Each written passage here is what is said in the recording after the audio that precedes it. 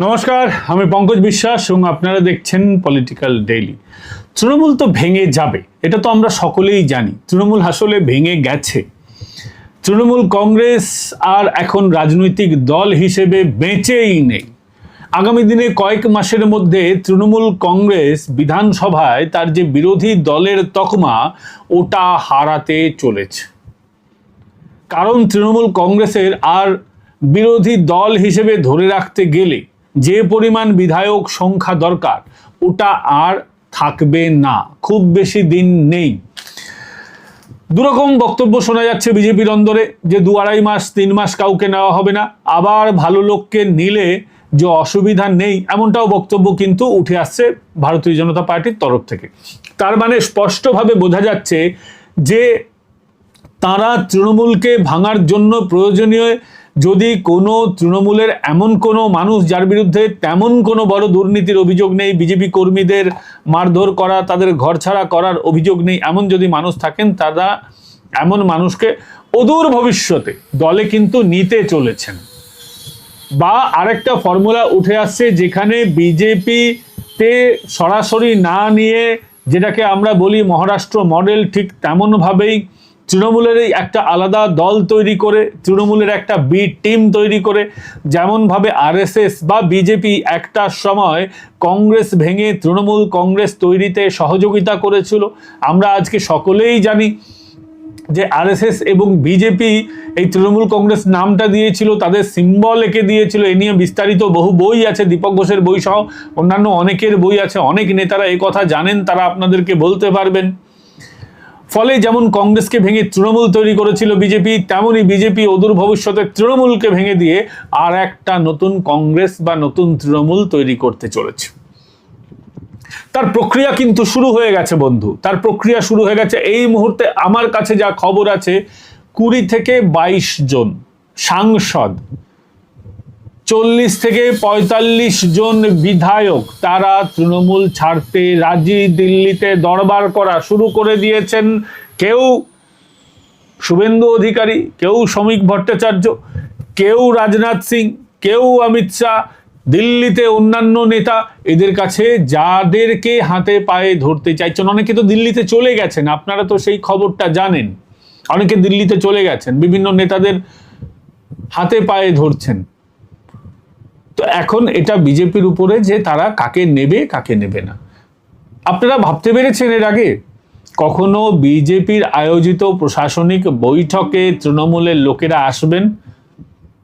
আজকে যেদিন এই ভিডিওটা রেকর্ড করছি সেদিন নদিয়াতে কল্যাণীতে আয়োজিত যে প্রশাসনিক সভা, সেখানে 2 জন সাংসদ গিয়েছিলেন, তাদের মধ্যে একজন কাকলি ঘোষ দস্তিদার, সেটা খবর হয়েছে, আপনারা সকলে জানেন।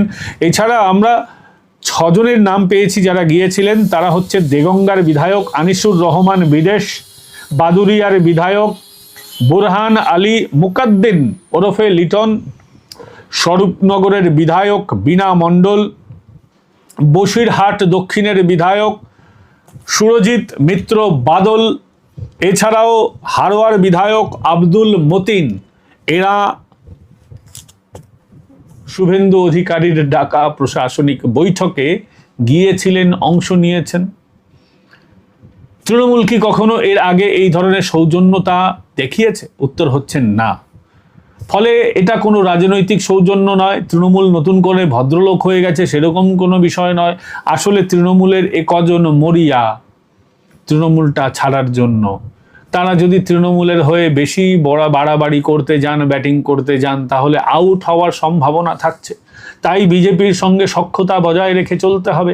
এই সংস্কৃতি, সভ্যতা, সৌজন্যতা, ভদ্রতার সংস্কৃতি বিজেপির।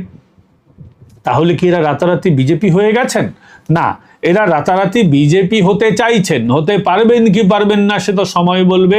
কি উপায়ে তৃণমূলটাকে ভাঙা হবে রাজনৈতিক কৌশলের কারণে, সেটা তো সময় আমরা দেখতেই পাবো। ফলে বোঝা যাচ্ছে যে খবরের বাস্তবতাটা আছেই, এরা সকলেই পা বাড়িয়ে রেখেছে।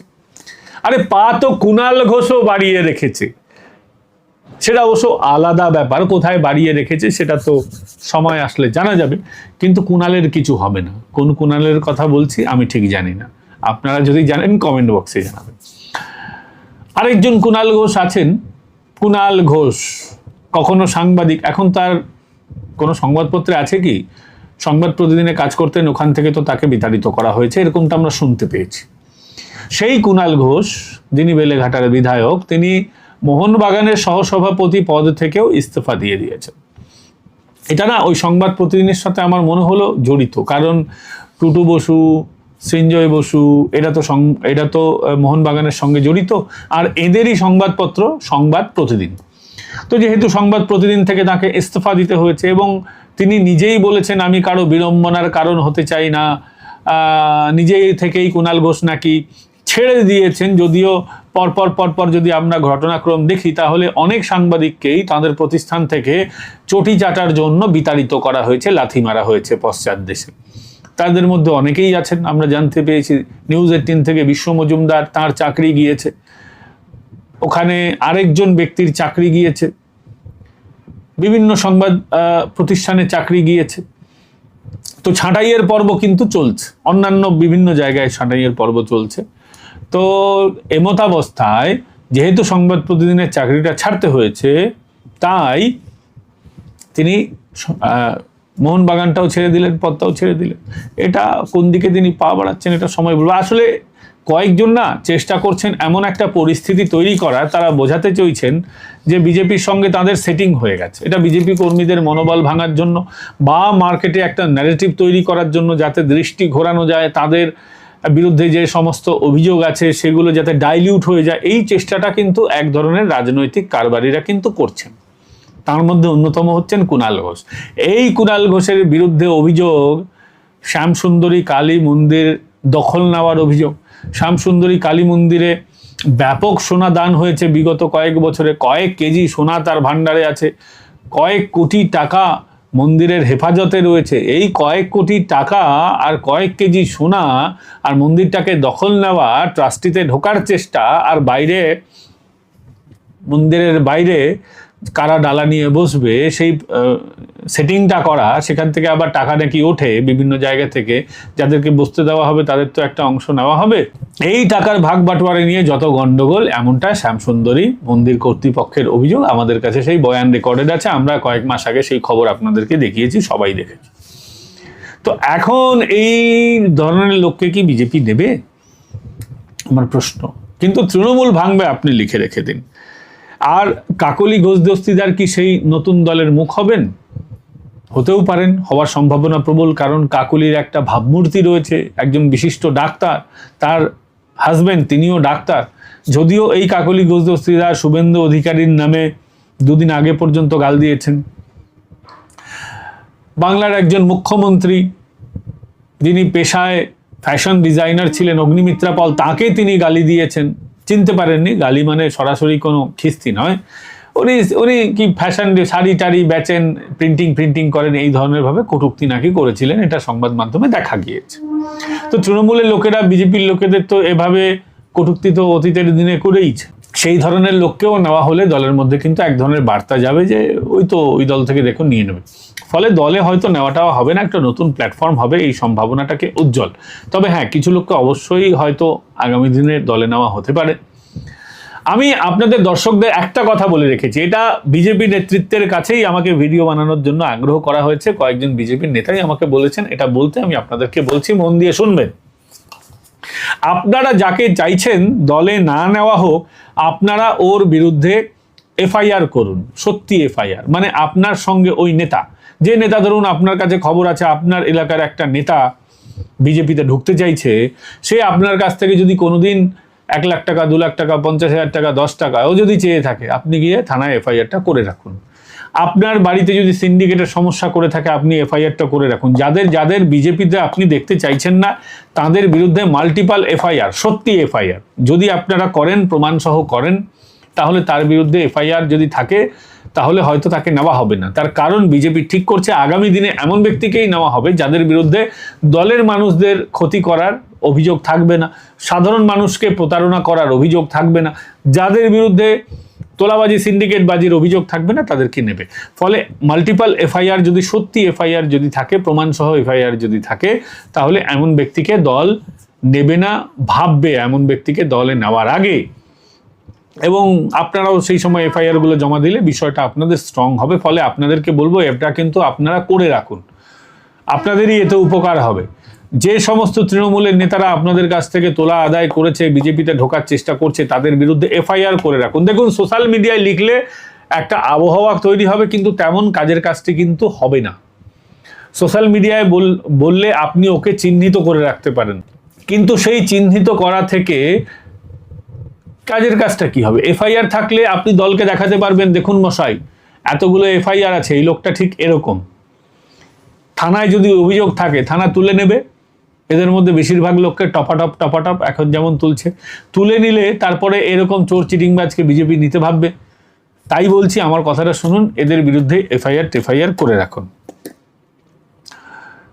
আপনারা দেখতে পাচ্ছেন বিজেপি আসার পরেই খেলাটা কেমন ঘুরে গেছে।